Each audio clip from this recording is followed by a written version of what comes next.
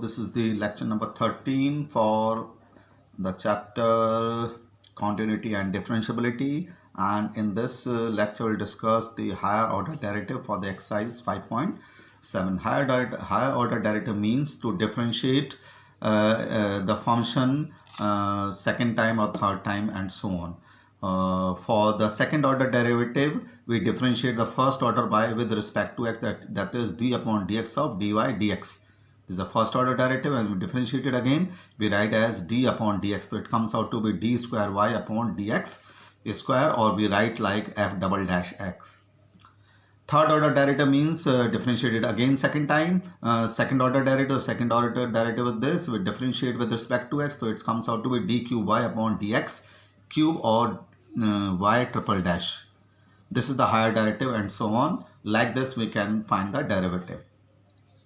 So in question number 1, y is x square plus 3x plus 2. The first derivative will be 2x plus 3, and if you differentiate it again, it will be 2. So the second derivative of this question number 1 is 2.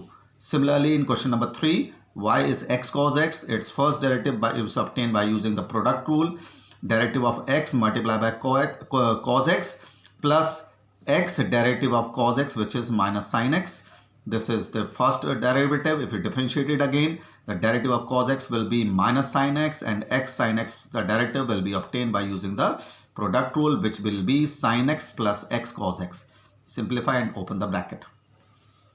Question number 4, y is equal to log x. If you differentiate it first, you'll get 1 upon x. Derivative of log x is 1 upon x. And if you differentiate it again to obtain a second derivative, it will be minus 1 upon x square, which is the derivative of 1 upon x. Question number 8, y is equal to tan inverse x, which is equal to, first derivative will be equal to 1 upon 1 plus x square. And if we differentiate it again, you have to differentiate by taking the quotient rule. Square of the denominator, derivative of the numerator, which is 1, 0, and minus derivative of the denominator multiplied by the numerator, which comes out to be 2x upon 1 plus x whole square. Now y is equal to y log x. You have to differentiate it 2 times. So first of all, differentiate log and then multiply with the derivative of log x. So first derivative will be 1 upon log x into log x derivative is 1 upon x, which comes out to be 1 upon x log x. Now to differentiate it again, you have to differentiate by taking the quotient rule. So it will be square of the denominator, derivative of the numerator, which is 0, and minus numerator derivative of the denominator, that is x log x ka derivative by product rule, which is equal to 1 plus log x. Similarly, in question number 6, you have to differentiate it. It is first, it is a composite function. So sin log x, the derivative of this will be cos log x multiplied by the derivative of log x will be x. Now to differentiate it again, you have to differentiate by quotient rule. So square of the denominator, derivative of the numerator, cos log x ka derivative, minus numerator derivative of the denominator, which is equal to 1. Simplify as far as possible, x will be cancelled out, you are getting this.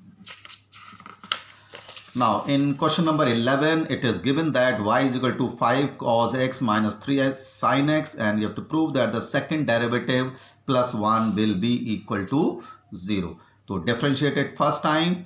So 5 cos x derivative will be minus 5 cos x, derivative of cos x is minus sin x, derivative of sin x is cos x. You find it's differentiated again, you will get minus cos x plus 3 sin x, derivative of cos x is minus, take minus common, and this will be equal to y. This become positive, this become negative, and this is the value of y, which we take to the left hand side, the value of y. Now it is given that y is equal to cos inverse x, and you have to find its second derivative in terms of y. You have to find its second derivative in terms of y. So first of all, differentiate it. Cos inverse derivative is minus 1 upon under root 1 minus x square. Find its second derivative, which will be obtained by finding its quotient rule. So differentiate it by finding the quotient rule. You are getting this, and replace the value of x in the numerator as well as in the denominator, because we have let y is equal to cos inverse x. So x will be equal to cos y. Cos y 1 minus cos square y under root 1 minus cos square y. Sin square y into sin. Simplify as far as possible. So in this exercise, we have to differentiate the function either maximum, it is 2 times in the given exercise. Now this question number 13, 15, 14, 16 are important. Now see it very carefully. Question number 13, it is given that y 3 cos log x plus 4 sin log x, and if this is equal to y, then you have to prove that x square into second derivative plus x into first derivative plus y equal to 0. So first of all, because we have to find y2 means second derivative, so differentiate it 2 times. So derivative of dy dx will be equal to derivative of this and this. The derivative of cos log x, derivative of cos is minus sin log x, and multiply with the derivative of log x, which is 1 upon x. Derivative of sin log x will be cos log x multiplied by the derivative of log x, which is 1 upon x. Take this x to the left hand side so that we are avoiding the fractions. Left hand side. Now differentiate it again, because we have to obtain the second order derivative here and differentiate it. We have to use the product rule here. X dy dx. So you differentiate by using the product rule. The derivative of x is 1 and derivative of dy dx is second derivative, and product rule we have used. First of all, differentiate x, multiply by dx, then differentiate dy dx, multiply with x, and you have to differentiate this as we have done above. So sin log x derivative will be cos log x multiply with the derivative of log x, which is equal to 1 upon x. Derivative of log cos x, which will equal to minus sin log x divided multiply with the derivative of log x, which is equal to 1 upon x. So take this again or multiply whole equation by x. So it comes out to be x dy dx, x square second derivative, and minus cos log x plus 4 sin log x by taking common in the last 2 terms, and this is equal to y. So this is y1, this is y2, and this is y, and we have got the expression which we have to prove. So these are this is a good question. In question number 14 also it is important. Y is equal to a e ki power mx plus b e ki power nx, and you have to prove that the expression equal to 0. You have to prove that this expression equal to 0. You have to prove that this expression equal to 0. So we have to replace the value of second derivative and first derivative in the left hand side, which comes out to be equal to right hand side. So find its first derivative. D by dx will be equal to e ki power mx into m. Composite function है. Derivative of this will be e ki power nx into n. Derivative of nx is n. Now we want second derivative. So find differentiate it again. E ki power mx into m, so it comes out to be m square. E ki power nx into n, it comes to be n square. This is the first derivative, this is the second derivative. To replace the value of second derivative, first derivative, and the value of y in this expression in the left hand side.